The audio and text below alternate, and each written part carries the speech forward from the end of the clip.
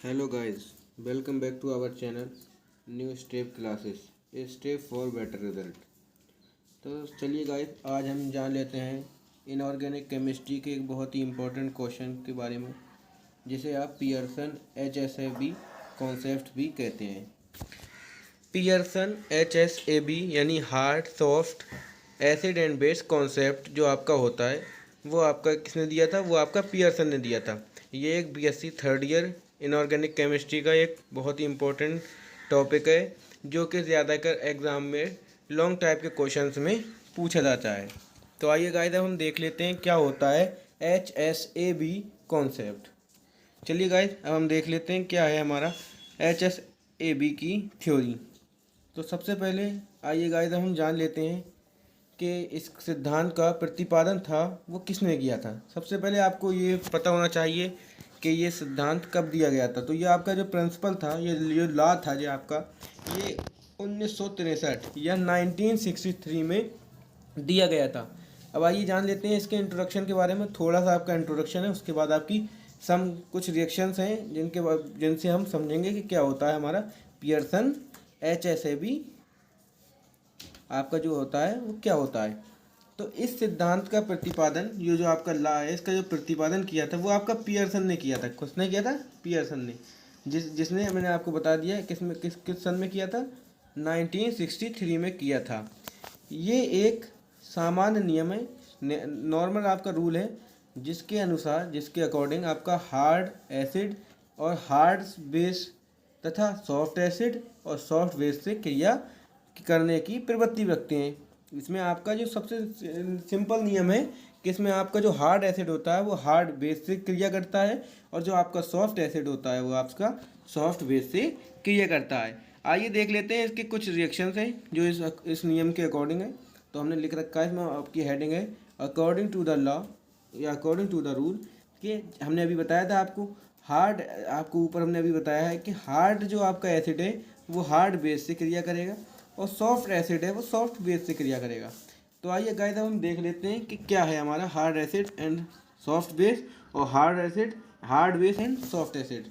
तो guys, hard acid और आपका जो सॉफ्ट बेस है, जब वो आपका क्रिया करेगा, जो आपका रिएक्शन करेगा, तो गाइस हम जान लेते हैं कि क्या है इसमें रिएक्शंस। तो आपकी सबसे पहले हमने रिएक्शन जो कराई है वो आपकी हार्ड एसिड और सॉफ्ट बेस की जब हमने क्रिया कराते हैं, रिएक्शन कराते हैं, तो उसमें आपका कॉम्प्लेक्स प्राप्त होता है, हमें क्या संकुल प्राप्त होता है। ये आपका क्या होता है, अनस्टेबल होता है या टेम्पररी आप इसे कह सकते हैं, अस्थायी से आप अस्थायी रूप से हमें जो प्राप्त होता है वो तो क्या कहते हैं, कॉम्प्लेक्स जो हमें प्राप्त होता है वो अस्थायी रूप से होता है या अनस्टेबल हमें प्राप्त होता है। जब हम हार्ड बेस और सॉफ्ट एसिड की जब हम रिएक्शन कराते हैं तो अभी आपका कॉम्प्लेक्स प्राप्त होता है, हमें संकुल प्राप्त होता है, लेकिन ये भी हमारा क्या होता है, ये भी हमारा अस्थायी होता है। लेकिन जब हम अपनी रिएक्शन हार्ड एसिड की हार्ड बेस से कराते हैं तो हमें कॉम्प्लेक्स जो प्राप्त होता है वो स्टेबल प्राप्त होता है या स्थायी प्राप्त होता है। और सॉफ्ट एसिड और सॉफ्ट बेस की रिएक्शन कराते हैं तो भी हमें कॉम्प्लेक्स प्राप्त होता है, वो भी हमारा क्या होता है, वो भी हमारा एक होता है परमानेंट या स्टेबल होता है, स्थायी होता है। तो गाइस, हमने जो ऊपर पढ़ा था आपका, जो हमने बताया था आपको कि जब हम क्या नाम इस नियम के अनुसार हार्ड एसिड और हार्ड बेस की रिएक्शन कराते हैं तथा सॉफ्ट एसिड और सॉफ्ट बेस की रिएक्शन कराते हैं तो हमें क्या स्टेबल कंपाउंड प्राप्त होता है या स्टेबल कॉम्प्लेक्स प्राप्त होता है। देखिए, ये नीचे की दो जो आपकी मैंने रिएक्शन बताई हैं ये इसी टाइप से हैं। आपकी हार्ड एसिड, हार्ड बेस और सॉफ्ट एसिड और सॉफ्ट बेस की रिएक्शन कराई तो हमें प्राप्त सब में कॉम्प्लेक्स होगा, लेकिन आपका सिर्फ इतना अंतर होता है कि कुछ स्टेबल होते हैं और कुछ अनस्टेबल होते हैं। तो आइए देख लेते हैं हम इसके कुछ रूल हैं, इसके जो कुछ प्रिंसिपल था जो नियम HSAB का यानी hard soft acid and base का, वो किस प्रकार से था। तो देख लेते हैं।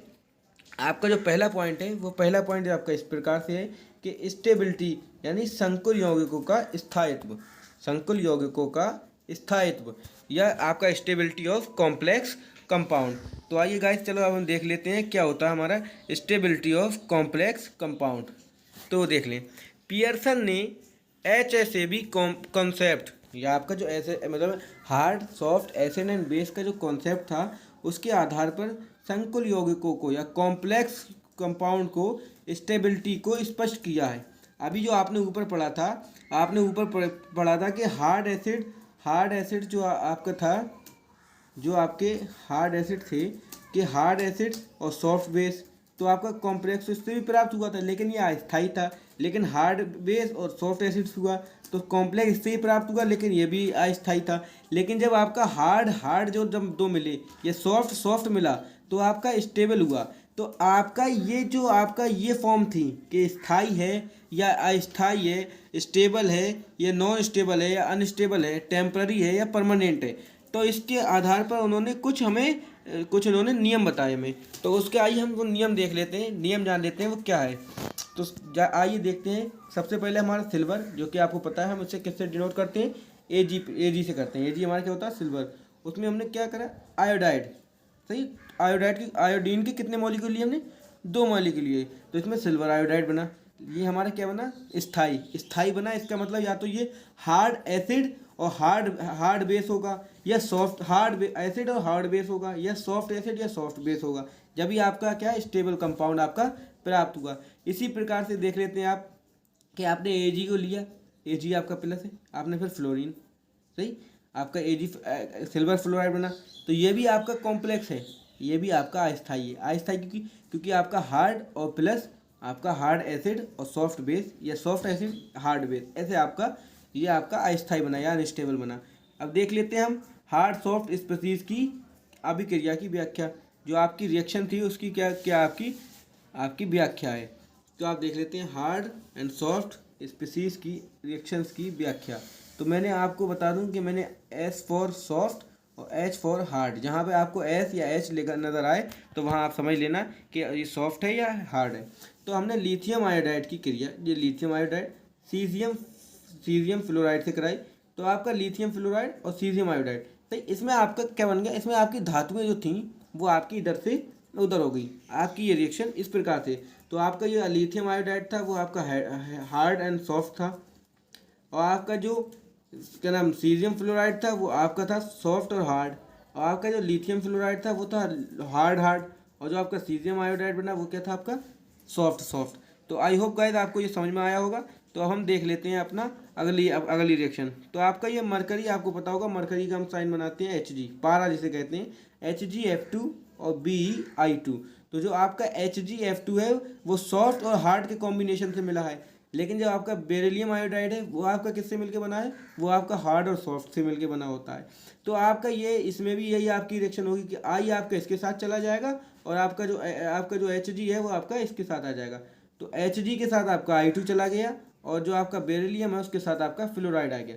तो आपका यहाँ पे हार्ड और सॉफ्ट आपका बन गया है, यानी ये भी आपका स्टेबल कंपाउंड बन गया, और ये भी आपका क्या बन गया, स्टेबल कंपाउंड बन गया, जो कि आपके पियर्सन ने बताया था। तो चलिए गाइस अब हम देख लेते हैं इसके हार्ड और सॉफ्ट स्पीसीज के मध्य जो आपकी रिएक्शन होती थी उससे क्या हमें निष्कर्ष निकाला। तो उससे निष्कर्ष आपका इस प्रकार से निकला कि जो आपका हार्ड और सॉफ्ट स्पीसीज के मध्य होने वाली रिएक्शन से बनने वाला कंपाउंड HSAB या hard soft acid and base theory के according hard and soft series का होता है। जैसे कि आपने अभी देख लिया कि ये आपका सॉफ्ट सीरीज का है, ये आपका हार्ड सीरीज का है, ये आपका हार्ड सीरीज का है, और ये आपका सॉफ्ट सीरीज का है। तो यही आपका नीचे इन्होंने बताया है। अब आइए देख लेते हैं हम अपना एक्सप्लेनेशन।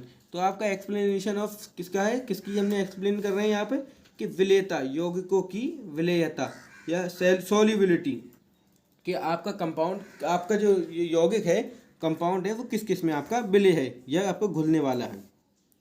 तो आपका ये मरकरी का साइन होता है या हाइड्रोक्साइड का साइन है। तो आपका जब वाटर में शीघ्रता से विलय होता है, जो आपका मरकरी हाइड्रोक्साइड होता है, आपका वाटर में आपका जल में आपका बहुत जल्दी घुल जाता है, जबकि जो आपका Hg यानी मर्क्यूरी और सल्फाइड होता है वो आपका शीघ्रता से विलय नहीं होता है। आपको ये समझ में आया होगा। अगर नहीं समझ में आता है तो अब आप देख लेते हैं इसकी रिएक्शन की, ये किस प्रकार से हमसे कह रहे हैं।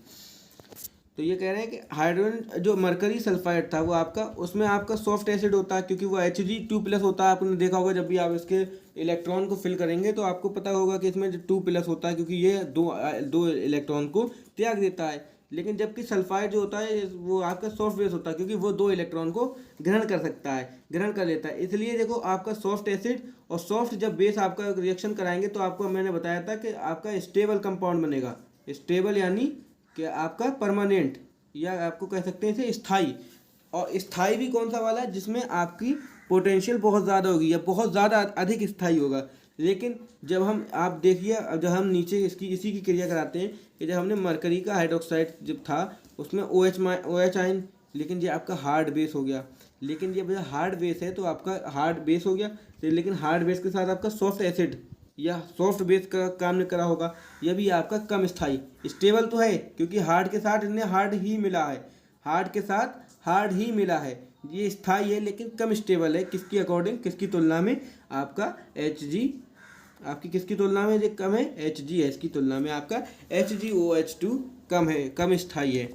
तो आइए देख लेते हैं गाइस हम आगे इसके कारण क्या कह रहे हैं कि यही कारण है कि HgOH का होल्टवाइज वाटर में शीघ्रता से विलय हो जाते हैं। क्योंकि इसलिए हो जाते हैं ये क्योंकि इनके ये कम स्टेबल है। जब आपका कम स्टेबल है तो आपके इसमें हाइड्रोजन बॉन्ड भी कम होंगे, जब हाइड्रोजन बॉन्ड कम होंगे तो ये आपके जल्दी वाटर में सॉल्युबल हो जाएंगे।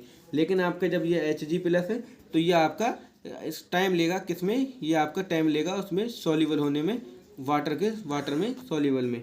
अब हम देख लेते हैं क्या है हमारा लास्ट और आपका बेहतरीन पॉइंट जो आपका है वो इस प्रकार से है कि प्रकृति में धातुओं के पाए जाने की व्याख्या। कि आपके जो प्रकृति या नेचर में जो आपके जो पाई जाती हैं धातुएं, मेटल्स जो आपके पाए जाते हैं, वो उसकी हम क्या कर रहे हैं, उसकी थोड़ी सी डेफिनेशन हम जान लेते हैं क्या है उसका। तो उसमें हम जान लेते हैं कि क्या है आपकी जो प्रकृति में जो पाई जाने वाली धातुएं हैं वो कौन कौन सी हैं। आपका मैग्नीशियम, कैल्शियम कार्बोनेट, मैग्नीशियम तथा कैल्शियम कार्बोनेट के रूप में, मैग्नीशियम या कैल्शियम आपका किसके रूप में पाए जाते हैं, कार्बोनेट के रूप में पाए जाते हैं। मैग्नीशियम 2+ तथा कैल्शियम 2+ हार्ड एसिड हैं एवं कार्बोनेट हार्ड बेस है। आपको पता है कि मैग्नीशियम 2+ तथा कैल्शियम 2+ आपका हार्ड एसिड है, तथा जो कार्बोनेट है आपका CO3 2- होता है वो आपका हार्ड बेस है। अतः MgCO3 यह मैग्नीशियम कार्बोनेट तथा कैल्शियम कार्बोनेट स्टेबल कंपाउंड होगा, क्योंकि ये आपका हार्ड मिल रहे हैं और सॉफ्ट आपका सॉफ्ट मिलता है, तो आपका क्या बनता है, स्टेबल कंपाउंड बनता है। तो यहाँ पर आपका क्या बनना है, यहाँ पे हार्ड एसिड और हार्ड बेस आपका मिल रहा है, तो यहाँ पर क्या बनेगा, स्टेबल कंपाउंड बनेगा, जो कि हमने बताया था आपको ऊपर सबसे पहले पॉइंट में आपको हमने यही बताया था। तो गाइस अब देख लेते हैं हम अपना लास्ट पॉइंट कि वो क्या कह रहा है कि आपका एल्यूमिनियम +3 एक हार्ड एसिड है। आपका जो एल्यूमिनियम 3+ है वो आपका एक हार्ड एसिड है, जबकि ऑक्सीजन जो आपका 2- है वो भी एक हार्ड बेस है। क्योंकि आपका जब ये हार्ड एसिड तथा प्लस हार्ड बेस आपका जब क्रिया करेगा तो आपका क्या बनेगा, स्टेबल कंपाउंड बनेगा, स्टेबल कंपाउंड आपका बनेगा। और ये स्टेबल कंपाउंड क्या है, प्रकृति में एल्यूमिनियम या Al2O3 के रूप में भी पाया जाता है। किसके रूप में पाया जाता है, एल्यूमिनियम Al2O3 के रूप में भी आपका पाया जाता है। तो आई होप गाइस आपको ये वीडियो पसंद आई होगी। अगर आपको ये वीडियो पसंद आई हो तो हमारी वीडियो को लाइक करें, चैनल को सब्सक्राइब करें और बेल आइकन को प्रेस करें। Thank you for watching my videos.